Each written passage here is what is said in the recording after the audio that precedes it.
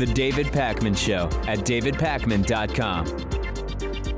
Welcome to the bonus show. President Donald Trump has commuted the sentence of Alice Marie Johnson. Alice Marie Johnson is a first-time nonviolent drug offender. Kim Kardashian, or I guess now she goes by Kim Kardashian West. This may be the first time her name is mentioned on the David Pakman Show. She actually went to the White House and met with Donald Trump and pleaded her case that Alice Marie Johnson have her sentence commuted. She has already served 21 years of a life sentence after being convicted on charges of conspiracy to possess cocaine and attempted possession of cocaine. These are, as the name says, possession charges. These are nonviolent charges. And she was released from prison later Wednesday. And of course, commuting a sentence is not a pardon. You still have the conviction on your record. You just don't have to serve out the rest of your sentence. And, you know, this is one of those stories where I agree with the decision, right?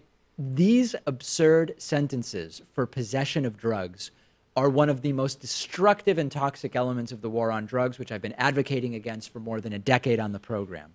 The part I have a problem with is that if Trump believes that people shouldn't be in prison for this crime, he shouldn't only be commuting the sentences of people that Kim Kardashian asks him to, right? There's actually an opportunity to make a more overall improvement to what we're doing in prisons, because there's lots of people in Alice Marie Johnson's situation. It's not just her. And yeah, he heard about her because of Kim Kardashian. But if Trump thinks that if it's not a favor to Kim Kardashian, then there's lots of other people that should get the exact same privilege. And we're not seeing that done.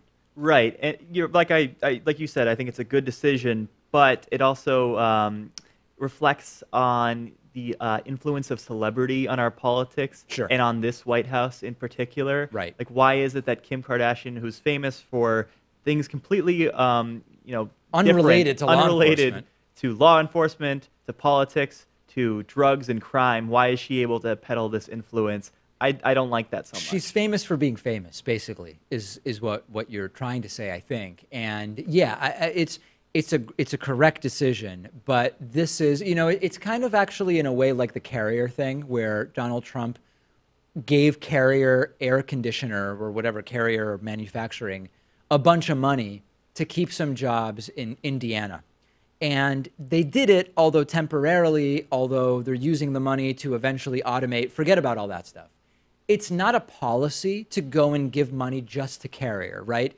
Because you can't scale that. That's not really a policy that you can scale and make part of your economic agenda, just bribing the companies you want to make a public show out of saying, hey, we got them to stay. So develop an actual policy that's good for the economy. And I would say the same thing here. This is the correct decision. I don't actually think bribing Carrier was the correct decision, but you're making an individual decision about one particular person's case.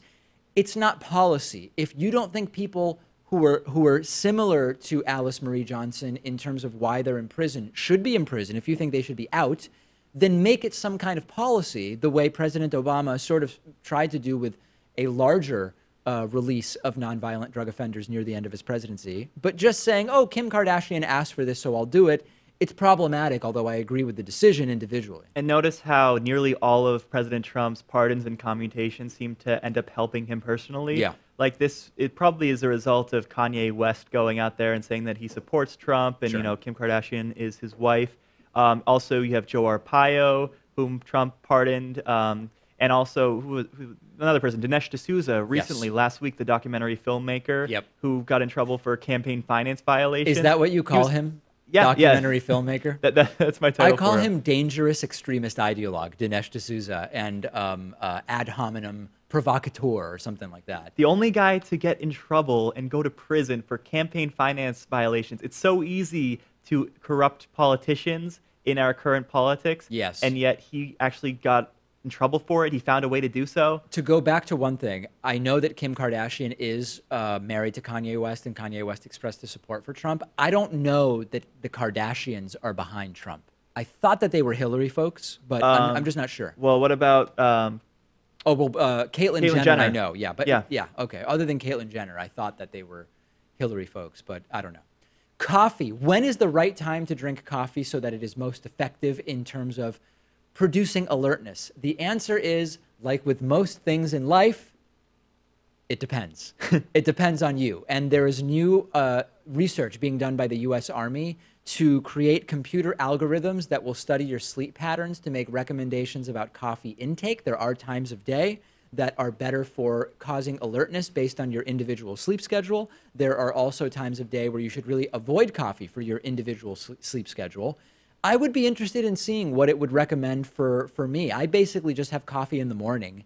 Sometimes I'll have coffee in the afternoon, but I try to never have coffee after roughly 3 or 3:30. I find that it does sort of affect my sleep. So I would be curious, like, I don't know. The range of when I would even think to have coffee is relatively narrow, but it would be interesting if instead of having coffee within 20 minutes of waking up, I should be waiting an hour or an hour and a half or something like that. My sense is that the time of day that you drink coffee is not optimal for alertness. I feel really? like That I do? Wow. Yeah, maybe. This is just my guess, but I think doing it first thing in the morning isn't the best idea necessarily. Maybe it's best to start your day, hydrate, get a meal in you, and then by 10, 11 o'clock when you start to tire down a little bit, that's when you need to pick me up. I don't start to tire around 10 or 11 though. I'm still in peak productivity at that point. And I am eating breakfast before. Like I will wake up, chug whatever water is left on my nightstand from the night before, which is usually all of it. Like I never actually drink water during the night, but for some reason for the last 15 years, I've still been putting, a mug of water on my nightstand. I will drink whatever is left, immediately make breakfast, read a few pages of whatever nonfiction book I'm reading at the time, and then I'll make coffee. So it's probably, if not within 20 minutes of waking up, 25 or so, 25, 30 minutes, something like that. And you've claimed in the past that you drink coffee not for the alertness, not for the caffeine necessarily, but because you genuinely enjoy the taste. I love the taste. And I'm with you. I like the taste too. I wonder if subconsciously, though, you enjoy the taste because it's giving you that caffeine rush? I enjoy decaf as well. And on weekends, I try to detox. Just kidding. I'm not using that term. No, but it is good to have a reset of caffeine tolerance. So I will usually take like 2 to 3 days off every week where I don't drink any coffee. And I will still have the occasional decaf cappuccino over the weekend if I'm meeting a friend at a coffee shop or something because I genuinely enjoy the taste. I generally will have 2 cups of coffee during the workday, but I don't drink too much coffee outside of work. They are 60-ounce cups. They are 60-ounce cups, but you'd think I'd be getting some withdrawals, right, when I'm not drinking coffee on a particular day. Maybe. Like a headache or something. Yeah. Maybe not being able to sleep, something like that, right? Doesn't happen to me. I never withdraw from it. All right. Well, I'll make a note of that. Thank you for letting me know. No, I have a friend who drinks like 5 cups of coffee a day, and he says that if he goes more than 12 hours without coffee or some small amount, he immediately gets a significant headache. I don't want to be in that world. That does not seem good. Once you're there, you got to start backing off just a little. That would be my sense. Anyway, investigate it. You can check it out and find out what's the right time for you to have coffee. Senate Majority Leader Mitch McConnell has announced that he's canceling most of the Senate's August vacation. This is a time-honored tradition of taking almost an entire month off on the taxpayer dollar. They're going to be skipping most of it because they want to, because it is an election year, I guess, try to get extra stuff done, which they could then tout in their re-election campaigns. That's the general gist of the idea. And they said also to keep Democrats off of the campaign trail, but I guess it would also keep Republicans off the campaign trail. So I don't see how that necessarily squares up. I think the way would be they would both be off the campaign trail, but because Republicans control the House and Senate, they are able to get things done. So they're both off the campaign trail, but Republicans can build on their list of accomplishments, I guess. I mean, they're horrible, depraved accomplishments, but they are things that they're doing. And Democrats right now aren't in the most advantageous position, so that this would prevent them from making up ground in a sense. I think that works. I've said it before. We can maybe speak candidly about it here.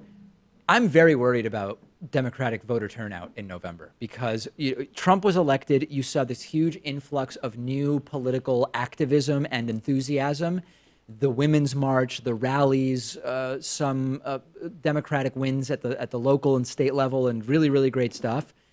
It feels like it's waning. And I know that sitting in our studio, we don't necessarily know exactly what is going on, but I've been following polling data, even though I'm not really trying to talk about it because it's so depressing.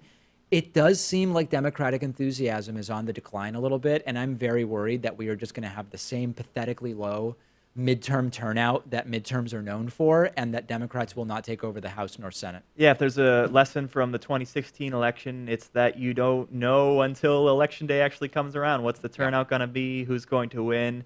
But do you have any theories as to why you think that Democratic support is declining slowly? Is because we're becoming desensitized to Trump's antics? Yep, is it because the part of it. economy is relatively strong right now with the low unemployment rate and stock yes. market doing decently? I think it's a combination of, number one, you become used to the status quo, and therefore the status quo becomes less something to activate against, right?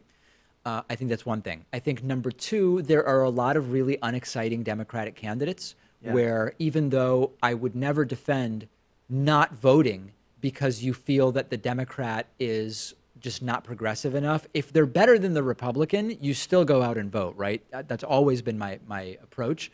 So I think it's a combination of different things. And I do think that there is a little bit of deflation going on in terms of it really does appear that nothing is going to get Trump or impact Trump, and he's maintaining an approval rating of nearly 40, which is very low, but at the same time, it's way too high given what's been going on. So I do think that there's an element for some voters, some Democratic voters who are saying, it's 10 scandals a week and there's just no repercussions. I'm not even going to bother because nothing makes a difference. Yeah, and I also think that the party leaders, Nancy Pelosi and Chuck Schumer, aren't inspiring. Yeah. The voters aren't inspiring confidence. It seems like they're agreeing with Trump on the wrong things, and they're also disagreeing with Trump on the wrong things. So if it's something like military action, they'll go along with it. But they pick their battles completely wrong. Like, they'll go after the high gas prices that we're starting to see now as a criticism against Trump. And that doesn't really work in the eyes of the average voter. I think that I don't agree that that's something they're doing on all issues, and you're not saying that they are, but there are some key issues where they are kind of dropping the ball there as well. I hope it doesn't happen, and of course I'm going to keep advocating, vote in November, November. It's the tool that we have right now, right? It is the singular most important tool that we have. But I am getting a little bit depressed about the enthusiasm that I'm not feeling from the left at this time, and I want to be proven wrong, that's for sure. The David Pakman Show at davidpakman.com.